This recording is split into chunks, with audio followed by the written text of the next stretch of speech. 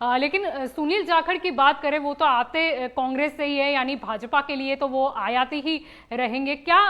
भाजपा की मतलब मजबूरी रही, क्योंकि भाजपा के पास तो खुद के भी नेता थे जो शुरू से भाजपा में है, लेकिन सुनील जाखड़ ही क्यों? क्योंकि सुनील जाखड़ की बात करें, जब उन्होंने कांग्रेस से इस्तीफा दिया था तब ये दर्द भी उन्होंने बयां किया था कि मेरी जो 3 पीढ़ियां हैं उन्होंने 50 साल तक कांग्रेस की सेवा की, लेकिन जो कांग्रेस ने अचानक से कारण दर्शक उन्हें नोटिस दिया था, जिसके बाद उन्होंने इस्तीफा दिया। तो ये भाजपा के लिए मतलब क्या दूसरे नेताओं में ये नाराजगी नहीं होगी जो पहले से भाजपा में? एक होता है ना कि सालों से हम सेवा कर रहे हैं और दूसरे पक्ष से आए हुए नेता को एक ओहदा मिल जाता है।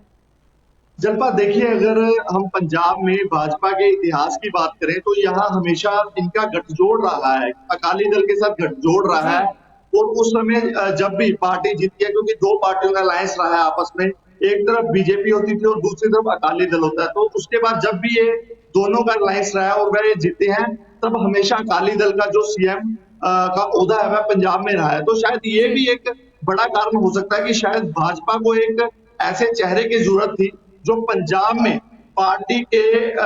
कद को ऊपर लेकर जाए और पार्टी का नाम बड़ा कर सके। तो शायद उसी बेस को देखते हुए, क्योंकि बिल्कुल जैसा कि आपने कहा है कि हो सकता है जो पिछले लंबे समय से बीजेपी के साथ जुड़े हुए हैं, आपसी नाराजगी जरूर होती है,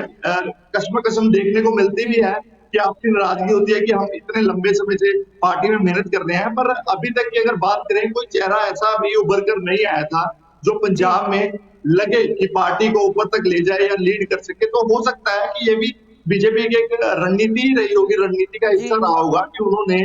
सुनील जाखड़ को पार्टी का प्रधान बनाया हो कि वह बेबाकी से अपनी बात रखते हैं और पंजाब के मुद्दों पर बात करते हैं। क्योंकि आज हम देख रहे थे सुनील जाखड़ के भी जो बयान आ रहे थे, वह अपने बयानों में साफ तौर पर कह रहे थे कि बेशक 92 एमएलए आम आदमी पार्टी के हों, पर उनको एक स्ट्रॉन्ग ओपोजिशन चाहिए जो लोगों की आवाज है पार्टी के कानों तक, पार्टी के नुमाइंदों के कानों तक पहुंचा सके, जो पंजाब का दर्द बयान कर सकते हैं। क्योंकि अभी भी पंजाब में बहुत सारी ऐसी समस्याएं हैं जिसका समाधान नहीं हुआ है। क्योंकि अभी अगर हम आम आदमी पार्टी की बात करें, उसको इतना ज्यादा समय नहीं हुआ है, क्योंकि कोई भी नई पार्टी आती है पहले उसको जमने में समय लगता है, समझने में समय लगता है, और जैसे ही आगे समा धीरे धीरे बढ़ता जाता है वैसे वैसे पार्टी उभरती रहती है। तो शायद सुनील जाखड़ लगता है कि ओपोजिशन की भूमिका पूरे निभाएंगे। देखना बड़ा जरूरी रहेगा कि आगे कैसे सुनील जाखड़ की स्ट्रेटेजी को लेकर और कैसे जो नाराज साथी हैं या पुराने साथी हैं कैसे उनको जोड़ते हैं, कैसे संपर्क करते हैं और किस तरह बीजेपी का जो रुतबा है पंजाब में बड़ा करते हैं। जी। और सुनील जाखड़ की जहां तक बात है, क्या भाजपा के लिए उनको जो अध्यक्ष बनाया गया उसकी एक वजह ये भी हो सकती है क्योंकि सुनील जाखड़ एक पंजाब की बात करें तो दिग्गज हिंदू चेहरा भी है, और यही कारण था शायद उन्हें कांग्रेस में भी सीएम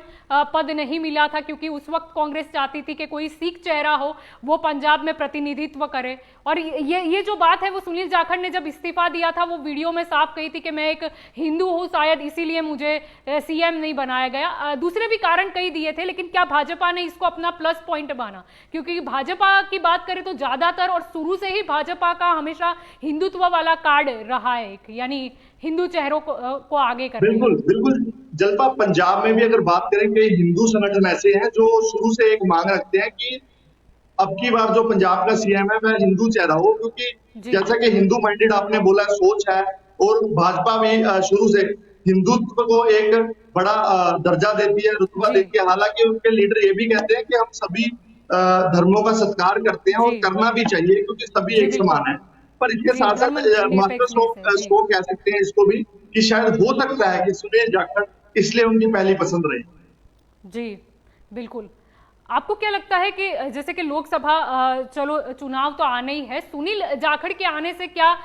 जो नुकसान है वो कांग्रेस को भी उतना ही होगा? क्योंकि वो कांग्रेस को मतलब बोल सकते हैं कांग्रेसी नींव से लेके ऊपर के मंजिले तक सभी कुछ जानते हैं। इसमें कोई दो राय नहीं होगी कि सुनील जाखड़ का भी एक अच्छा जो पंजाब में लोगों के साथ अच्छा होल्ड माना जाता है, तो उनके साथ भी एक बड़ी संख्या में लोगों का समूह है जो